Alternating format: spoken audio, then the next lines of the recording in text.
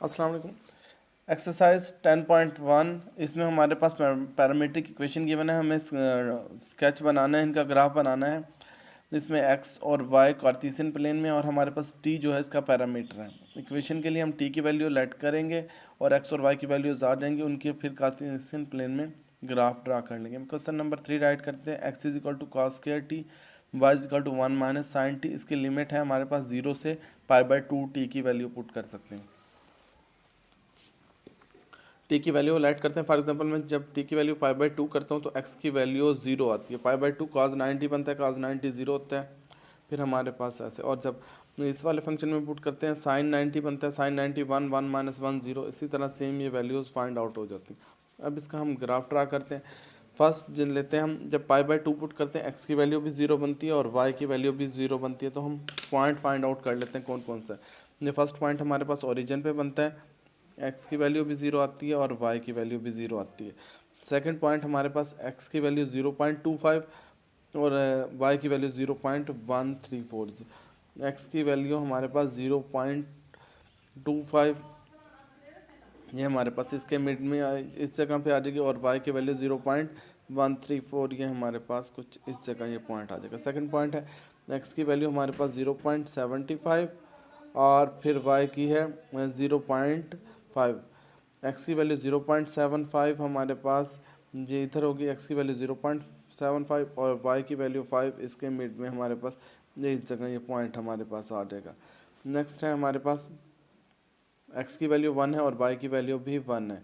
इधर से एक्स की वैल्यू 1 और उधर से वाई की वैल्यू 1, ये हमारे पास पॉइंट हो गया। इन तीनों पॉइंट्स को आपस में मीट कर देते हैं, हमारे पास इसका ग्राफ फाइंड हो जाएगा। ये हमारे पास इस इक्वेशन का ग्राफ है। फर्स्ट ये 4 क्वेश्चन है, सेम इसी मेथड से करना है। नेक्स्ट देखते हैं क्वेश्चन नंबर 2 में हमारे पास स्केच द ग्राफ। पहले तो हमें ग्राफ बनाना है, फिर सेकंड पार्ट में वो कहता है eliminate the parametric equation two find A Cartesian equation of the curve. हमें वो इक्वेशन कार्टेशियन फॉर्म में ड्रा करनी है। हम इसकी इक्वेशन हल करते हैं। ये इसका question number 7 X is question number 7 solve करते हैं। हमारे पास x is equal to 1 minus T square और y is equal to T minus 2t। बल्कि मैंने इसी क्वेश्चन नंबर 6 राइट किया है। x is equal to 1 minus 2t, y is equal to 1/2t और माइनस 1। क्वेश्चन नंबर 6 देखें, इसके हम आंसर ड्रा करते हैं। डायरेक्ट कैलकुलेटर की मदद से डायरेक्ट वैल्यूज़ भी फाइंड आउट हो जाती हैं। इसकी -2 से 4 तक इसकी लिमिट है। हम डायरेक्ट वैल्यूज़ फाइंड आउट करते हैं। यहाँ से मोड में जाते हैं, टेबल वाले कॉलम को क्लिक करते हैं। अब एफ ऑफ एक्स मेरे पास यहाँ, क्योंकि ये इसमें कैलकुलेटर में एक्स की फॉर्म में ही आएगा, लेकिन मुझे 1 माइनस 2t की वैल्यू चाहिए, तो मैं फंक्शन राइट करता हूँ 1 माइनस 2 अल्फ़ा, फिर ये एक्स आ गया। ये जो एक्स है मैंने टी के लिए पुट किया, यहाँ टी होगा, यानी कि टी की वैल्यू पुट करेंगे, क्योंकि हमारे पास कैलकुलेटर में एक्स ही है, टी नहीं है, तो मैंने इसे एक्स ही राइट कर लिया। नेक्स्ट फिर दूसरा फंक्शन भी इसी में इकट्ठा राइट हो जाएगा। नेक्स्ट हमारे पास जो y का फंक्शन था उसे जी ऑफ एक्स से डिनोट करने फंक्शन हमारे पास है 1/2, और फिर हमारे पास साथ इसमें t है, तो यहाँ मैं x ही राइट कर रहा हूँ, लेकिन वो हमें t की वैल्यू देगा क्योंकि हम t के लिहाज से कर रहे हैं। माइनस फिर 1 इज इक्वल टू, इक्वल का बटन प्रेस करते हैं। अब मुझे लिमिट चाहिए -2 से, यहाँ हम लिख देता हूँ -2 और एंड मुझे चाहिए ये 4 तक।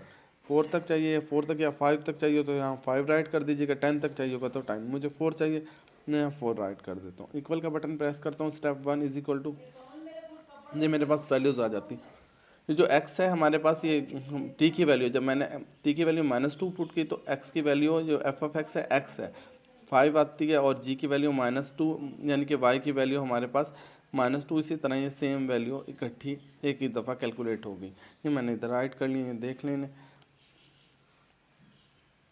ये वैल्यूज।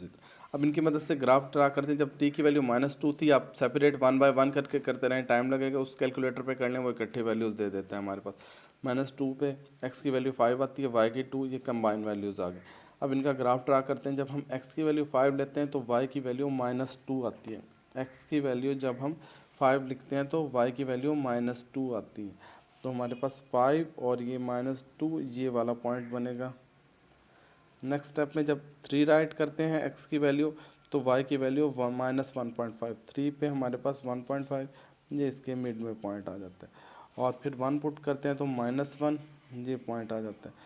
जब फिर हम x की वैल्यू -1 पुट करते हैं तो y की वैल्यू -0.5 ये हमारे पास 1 पे 0.5 इसके मिड में आ जाता है। -3 पे 0 ये हमारे पास x एक्सिस पे आ जाएगा। और फिर इसके बाद हम जब -5 पुट करते हैं तो हमारे पास -5 पे 0.5 ये इसके मिड में आ जाता है। और फिर जब हम x की वैल्यू -7 राइट पुट करते हैं तो y की वैल्यू हमारे पास 1 आ जाती है। हमारे पास इसका ग्राफ ड्रा हो जाता है। इन पॉइंट्स को मिला देते हैं, ज्वाइन कर देंगे आपस में, ये हमारे पास इसका ग्राफ बन जाएगा। ये हमारा फर्स्ट पार्ट है। सेकंड पार्ट में वो कहता है हमें कार्टेशियन फॉर्म में इक्वेशन फाइंड आउट करनी है। तो इसी को हम t को एलिमिनेट कर लेते हैं इक्वेशन से, दोनों इक्वेशन से। x is equal to 1 - 2t, इससे हम t की वैल्यू बना लेते हैं x -1, या फिर इस फॉर्म में लिख लेते हैं x -1 is equal to -2t। 2 को इधर डिवाइड करते हैं तो हमारे पास आ जाएगा -2x -1t, या फिर t की वैल्यू आ जाएगी -x + 1/2t। ये इस वैल्यू हम सेकंड इक्वेशन में पुट कर देते हैं।